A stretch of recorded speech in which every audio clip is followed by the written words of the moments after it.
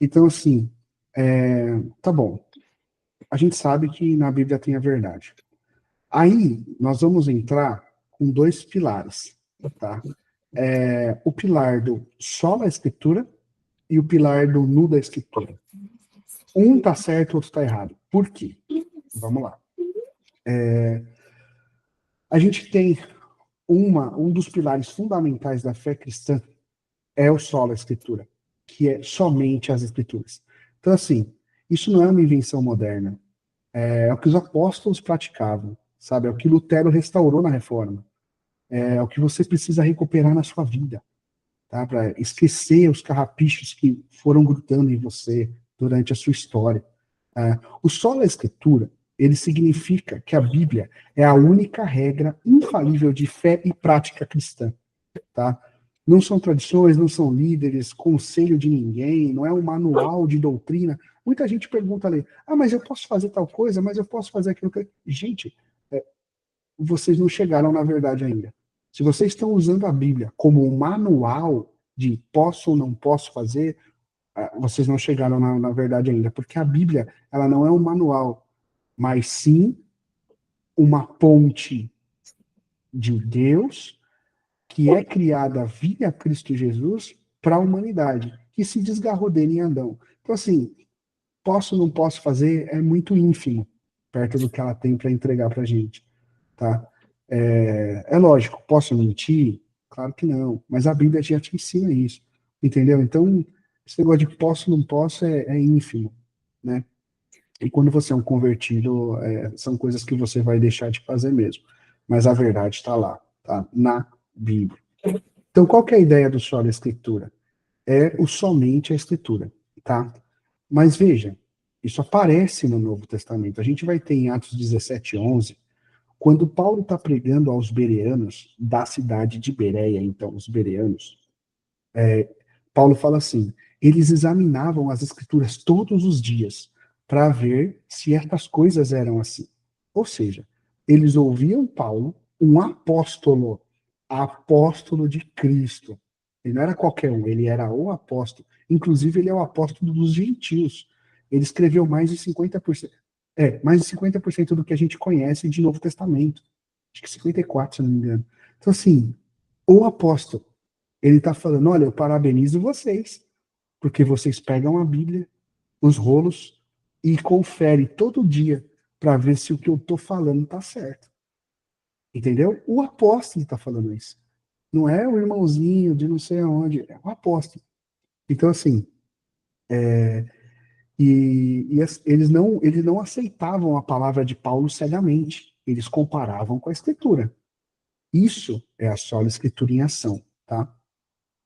Em 2 Timóteo 3, 16 e 17, diz assim: toda a escritura é inspirada por Deus e útil, para que o homem de Deus seja perfeito, perfeitamente habilitado para toda boa obra.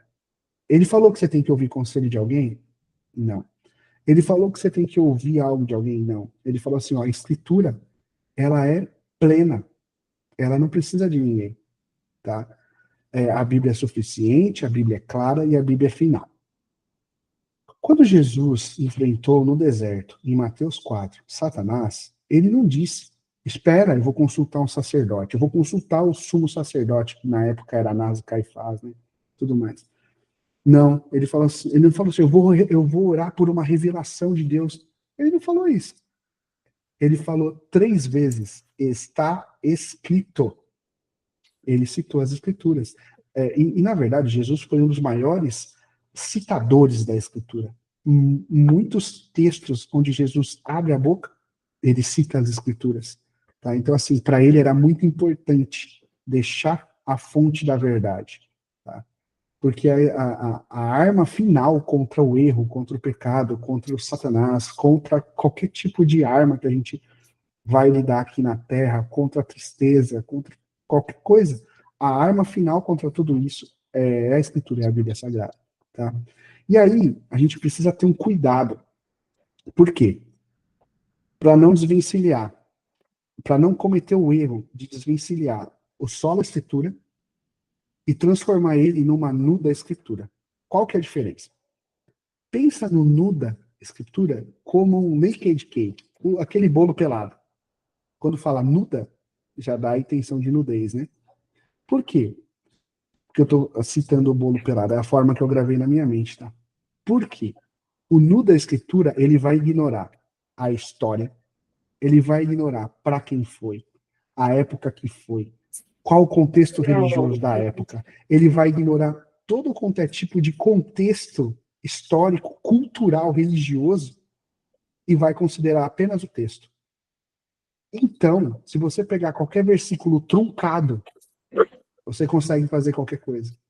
Entendeu? Porque o nu da escritura, ele ignora qualquer tipo de exegese. A gente tem a exegese, né? A exegese madura, a exegese verdadeira. Ele vai para uma exegese que a gente chama de exegese.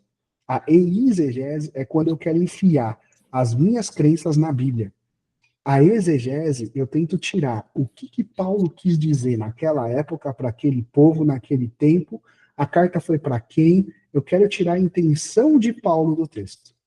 Exegese. E a exegese, eu quero enfiar a minha intenção no texto. Eu quero pegar a minha crença e falar, ó, tá aqui o que eu tava. Entendeu? Essa é a exegese. Então, a nu da escritura, ela vai te dar muito espaço para você fazer exegese. Porque você está fugindo da verdadeira exegese. Você está saindo de todo qualquer tipo de contexto. Então, esse é o perigo do nu da escritura, tá? Então, a gente crê no sola escritura e a gente nega o nu da escritura, tá? A Bíblia, ela não é um livro isolado. Ela tem uma história, várias histórias, elas são vários livros e vários rolos escrito batido. Não tem capítulo e versículo. Capítulo e versículo deve ter uns 150 anos, né? Rolo corrido, tá? Então, vamos lá. O sistema religioso, ele explora muito o nu da escritura, tá? Ele explora demais.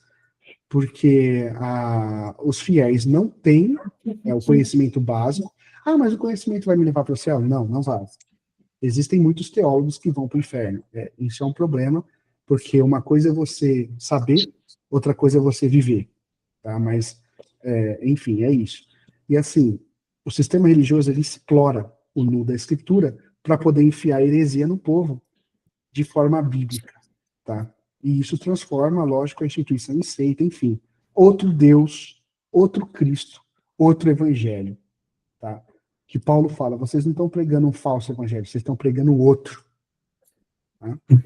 E outra, Paulo fala isso pelo simples fato dos judeus quererem circuncidar.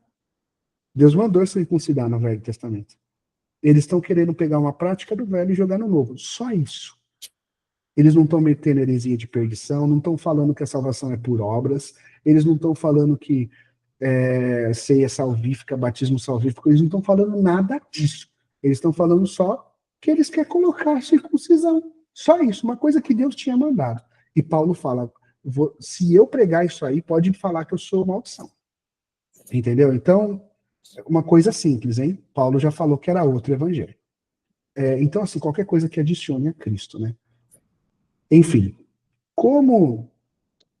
então, assim, o sola escritura, a gente crê que a Bíblia é a única autoridade infalível, né? E aí a gente pode usar história, gramática, dicionário, comentário, só que tudo tem que passar pelo crivo da Bíblia. Tudo tem que passar pelo crivo das escrituras.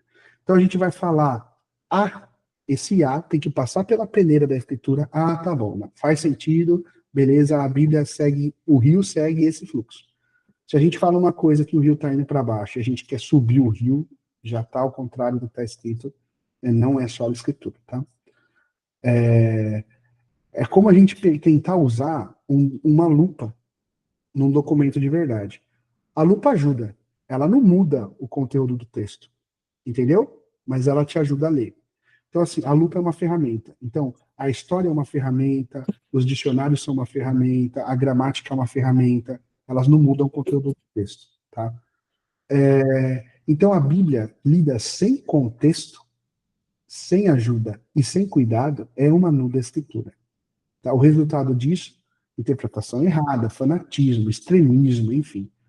Então, a gente vai ter muita heresia nascendo daí, tá bom? É isso aí, pessoal. Finalizamos mais um assunto aqui. Curta, comenta, compartilhe e bora para o próximo vídeo. Fica com Deus. Um abraço.